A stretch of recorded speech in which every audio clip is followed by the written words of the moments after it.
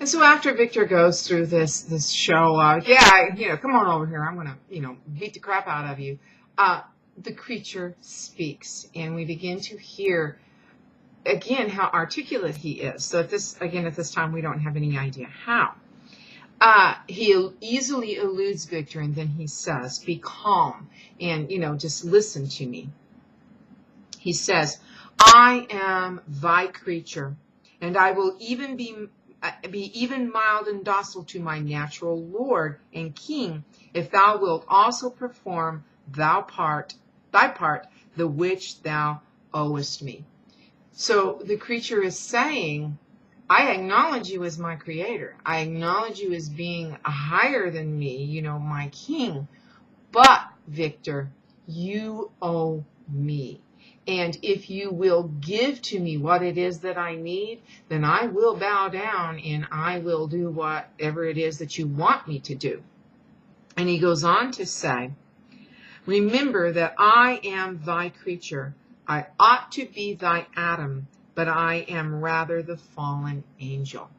And this goes back to what I said in the last video, in that the creature says, I should be your Adam, but I'm not. I should be your prime creation. I should be, and of course Victor has not created other beings, but he's saying, you should have been proud of me. You should have been happy with me. You made me, but instead you cast me out of heaven, and I have become the fallen angel. I am despised and I am wretched. And then, remember when I read the passage saying how Victor said that he had begun life benevolent? Well, the creature goes on to say, again in chapter 10, "I was benevolent and good.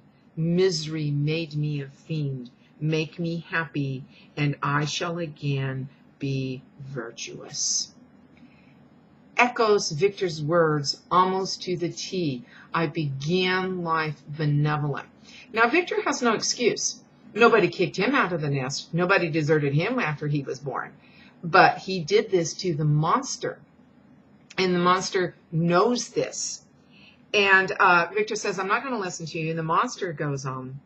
"Believe me, Frankenstein, I was benevolent. My soul glowed with love and humanity. But am I not alone, miserably alone?" Now remember back to the prologue and what Walton says to his sister in the letters. He says, "I have no friend." And so now we see this echoed also in the monster. Now, Victor has a friend, and of course that is Clerval, and Clerval nursed him back to life, which you should note is very interesting because Clerval took on the part of a female in that aspect, a very motherly aspect. And now, but back to this, the creature says, you need to recompense me, and I'm going to be good again. And he goes on to say, "You accuse me of murder, and yet you would, with a satisfied conscience, destroy your own creature.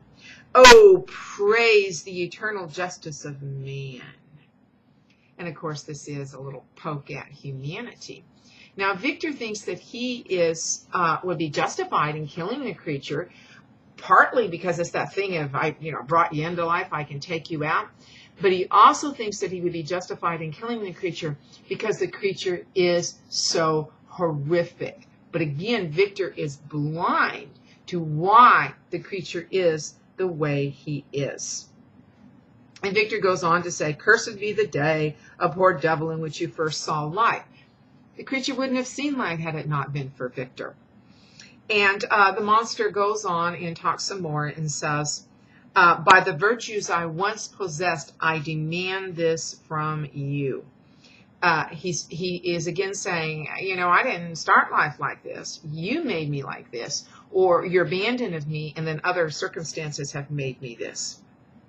And then Victor, at this point, you think Victor, maybe he's going to get it, because Victor says, "For the first time also, I felt what the duties of a creator towards his creature were, and that I ought to render him happy before I complained of his wickedness. So there is a glimmer of hope for Victor here, in that he is saying, yeah, okay, maybe I should, hear him out and find out what made him so wicked. And yeah, okay, I'm his creator, then maybe I have some responsibility here as a parent. But you see the continuation of the alter ego in that they share commonalities. First of all, they're both responsible for the murder of William. They both have no friends, and they are both now outcasts and wanderers. And in the next chapter, we're going to hear the creature's story.